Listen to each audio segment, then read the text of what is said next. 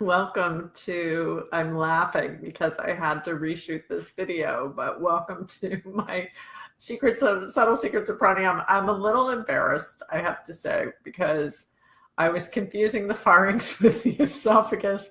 It's like menopausal hippocampal disruptions, I think. So I'm sorry about that. And I was like, I think I need to make sure I get I'm making sure I get everything right. So I went and did my research, and I apologize.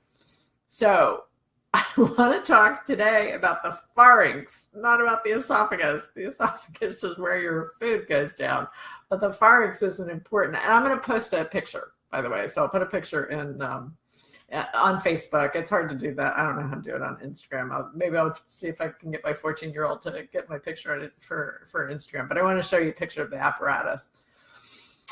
So the thing is that what we've been talking about so far for the past 5 days are sort of the subtle effects of pranayama, and how, just working in this area, like between the lip and the nose, working at the gates, which are the nostrils, working the space between between where the air is external and then where it becomes yourself, and then getting into the nose. And then we talked about the third eye a little bit, and then the U-turn that the breath makes. And now we're going into the pharynx, which is where, the breath is going back behind the nasal cavity and starts descending towards the lungs. So what's happening is that there's a lot of afferent nerves, which are nerves that send messages up into the brain in this part of the respiratory apparatus, right? So as you move back into the pharynx, what's happening is you're stroking the back of all those nerve fibers that connect to the vagus nerve, right? The vagus nerve is the largest nerve of the parasympathetic nervous system. So it's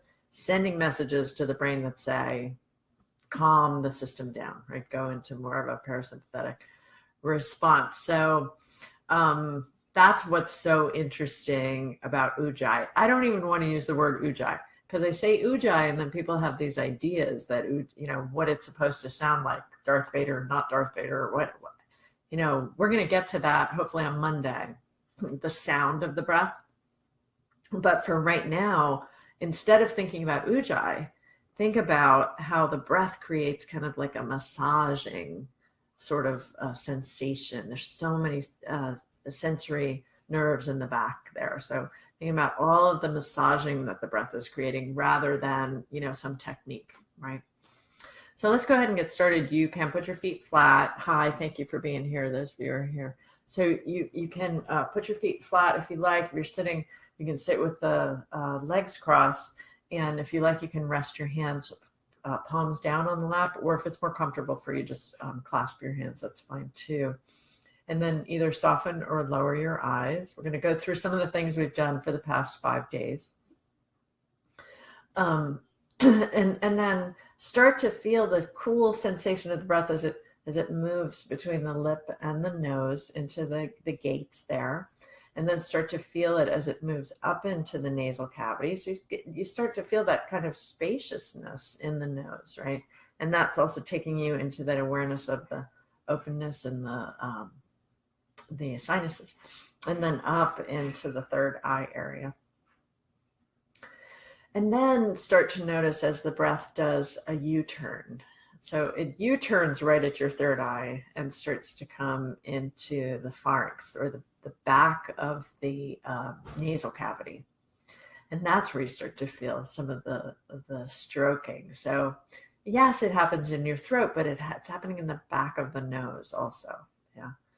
It's not really, there's something of a U-turn, but I like that image, right? Because it feels the direction going up, and then where does the direction of the breath start going down and in? And that's really at that third eye junction. So when we start to get to the back of the throat, we start to notice the stroking as the breath goes in and as the breath goes out. Don't worry about sound here. It's not about sound, it's about sensation. So it's about feeling. And there may be some sound that goes with it, but it's mostly about this feeling. So the feeling of the breath as it comes in, the feeling of the breath as it leaves. We'll do about 3 more breaths here. You can let them be long and slow and deep, but that's not the focus right now. The focus is more sensation. Smoothness is really helpful. Smoothness of the breath. And don't worry about where you're breathing, belly, chest, or whatever. We'll talk about that later.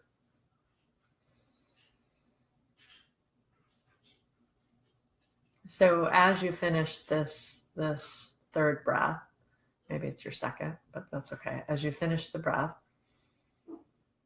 then pause here for a moment and just notice, how does my breath feel? How does my body feel? How did that simple practice of noticing the breath in the back of the throat feel? And what's the response? How does my body respond to that?